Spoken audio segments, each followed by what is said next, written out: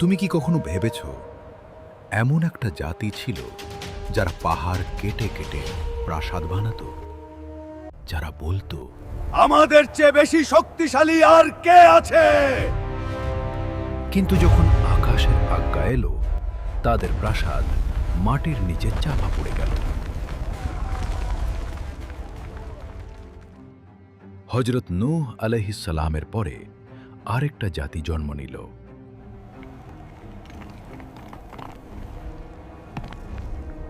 আদ। তারা ইয়েমেন আর ওমানের মাঝে এক এলাকায় বাস করত। তাদের শহরের নাম ছিল ইরাম জাতুল ইমাম।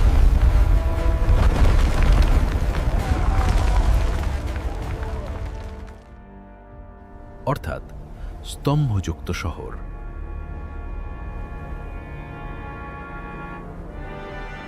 যা আকাশের সাথে কথা বলতো। তাদের শরীর পাহাড়ের মতো মজবুত, উচ্চতা মেঘ যে স্পর্শ করত, আর তাদের অহংকার আকাশ ছেড়ে দিত। তারা বলতো, আমরাই এই পৃথিবীর উত্তরাধিকারী এবং চিরকাল থাকব। তাদের শহুরে এলাকা এত বিস্তৃত ছিল দূর দূরান্ত পর্যন্ত। তাদের ঘোড়ার পা থেকে মাটি গর্জন করত। রাতে তাদের চিরাগের আলো দূর দূর পর্যন্ত ঝলমল করত, যেন তাদের শহর মাটির ওপর একটা মুকুট। আর তারা সভা ও সমাবেশে বারবার বলতো, আমাদের মতো মানুষ আর কখনো জন্ম নেবে না।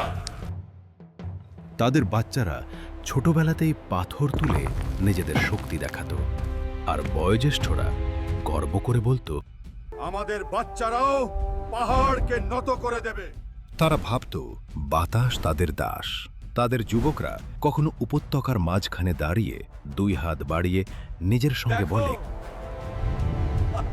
বাতাস আমাদের শরীরের পক্ষে। পুরোরা গর্ব করে তাদের সভায় বলতো, আমাদের পূর্বপুরুষরা বাতাসের গতিপথ বদলে দিতেন। আমাদের আটকানোর সাধ্য কার? তারা যখন ঝড়কে দূর থেকে আসতে দেখতেন হাসতেন। কিন্তু তারা জানতো না যে আসতে থাকা বাতাসই তাদের সবচেয়ে বড় শত্রু হয়ে উঠবে। আজকের মানুষ শুধু লম্বা ছিল না, তাদের শরীরের গঠন সাধারণ মানুষের চেয়ে অনেক বড় ছিল। নদীর ধারে তাদের পায়ের ছাপ আজও পাহাড়ের মাঝে পাওয়া যায়। তাদের বাড়ির দরজা এত উঁচু হতো যে একটা ঘোড়া আর তার সওয়ার সোজা ভিতরে ঢুকতে পারত। আর তাদের বাসনগুলো পাথরের তৈরি, এত বড় যে একটা বাসনেই পুরো বংশের খাবার রান্না হয়ে যেত। সময় কাটতে কাটতে অহংকার বাড়তে লাগলো। সময় গেল আর তাদের গর্ব আরও বেড়ে গেল। তারপর আল্লাহ তার নবী হযরত হুদ আলাইহিস সালামকে পাঠালেন, যিনি বললেন, হে আমার জাতি, শুধু আল্লাহর ইবাদত করো, তার ছাড়া আর কোনো ইলাহ নেই। তারা বলল, তুমি কি চাও আমরা আমাদের পূর্বপুরুষদের ধর্ম ছেড়ে দেব? আমি তোমাদের সেই আযাবের কথা বলছি যা তোমরা কল্পনাও করতে পারবে না। আমরা অনেক শক্তিশালী, আমাদের কেউ ছুতে পারবে না। যদি আযাব আসেও তবে আমরা আমাদের শক্তি দিয়ে তা রুখে দেব। কিন্তু যেসব হৃদয়ে অহংকার ঢুকে যায় সেখানে উপদেশ পাথরের মতো ভেঙে পড়ে। হযরত হুদ আল সালাম প্রতিদিন তাদের বাজারে, তাদের রাজপ্রাসাদে, তাদের দরজার কাছে গিয়ে শেষ নাশতা দিতেন। কখনো তাদের নেতা হাস্য বিনোদন করে বলতেন, বুঝলে, তোমার কথায় যদি কিছু সত্যি থাকত তাহলে আমাদের প্রাসাদ আগেই ধ্বংস হয়ে গিয়েছিল। একদিন হুদ আল সালাম তাদের সভায় গিয়েছিলেন, যেখানে তাদের নেতা সোনার সিংহাসনে বসেছিলেন। হুদ আলী সালাম বললেন, আল্লাহর সৃষ্টি কুদরতের নিয়মটা দেখো। তোমাদের কোনো শক্তি নেই। এই ছোটখাটো কথা বন্ধ করো। যদি আযাব আসে আমরা আমাদের শক্তি দিয়ে তাকে থামাবো। আযাব আসার কিছুদিন আগে আজকের উপত্যকায় একটা অদ্ভুত দৃশ্য ঘটল। রাতে আকাশে গভীর একটা আওয়াজ শোনা গেল। না মেঘ গর্জল, না বজ্রপাত হলো, কিন্তু উপত্যকায় এমন লাগছিল যেন কেউ দূর থেকে ডাকছি। এটা তো পাহাড়ের আওয়াজ। এটা রহমতের ডাক নয়। দ্বিতীয় রাত জমি একটু কেঁপে উঠল, কিন্তু এতটা কম যে শুধু পশুরা অস্থির হয়ে পড়ল। মানুষ হাসতে শুরু জমিও করল। আমাদের শক্তি থেকে ভয় পেলান। তারা জানতো না এটা জমির শেষ আপত্তি ছিল। তারপর এলো আল্লাহর সিদ্ধান্ত। প্রথমেই তাদের উপর কারামতি এলো। 3 বছর এক ফোঁটা বৃষ্টি পড়ল না। নদীগুলো শুকিয়ে গেল, বাঘরা মারা গেল, জমি পাথরের মতো কঠিন হয়ে গেল। মানুষ আকাশের দিকে তাকিয়ে থাকল, কখন বৃষ্টি আসবে। কিন্তু আকাশ থেকে উত্তর এলো নীরবতা। প্রথম বছর এটা তো সামান্য একটা সমস্যা, আমরা শক্তিশালী মানুষ। দ্বিতীয় বছর তৃষ্ণা তাদের জীব শুকিয়ে দিল। খালি মাটকেদের দেওয়ালে ধাক্কা লাগছিল, প্রাণীরা পড়ে যেতে লাগল। তৃতীয় বছরে আদির জমি থেকে সেই হাসি, সেই গর্ব, সেই আওয়াজ সব হারিয়ে গেল, যা একসময় আকাশ ছোঁয়ার দাবি করত। আর যখন মানুষ আল সালামের কাছে এলো, তারা তাদের দেখে কাঁদল না, শুধু বলল, এখন আযাবের সময় কাছাকাছি।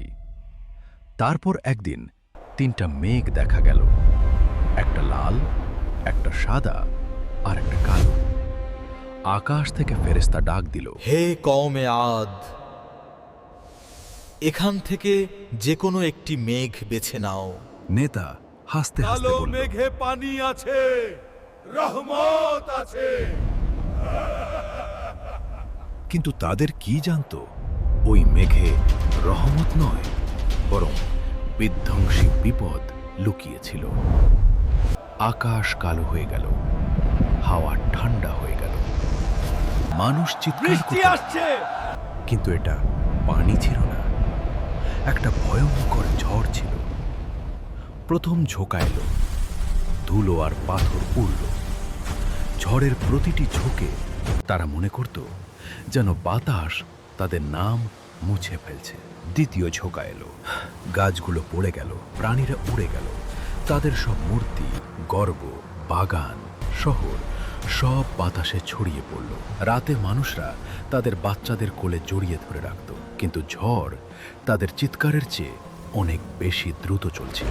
তৃতীয় ঝোঁকা এলো, মানুষ বাতাসে ছিনিয়ে নিয়ে গেল তাদের প্রাসাদ, যা একসময় স্তম্ভের উপর থেকে আকাশের সঙ্গে কথা বলতো, এখন বালির নিচে পচে গেল। 7 রাত আর 8 দিন ধরে ওই ঝড় চলতে লাগলো।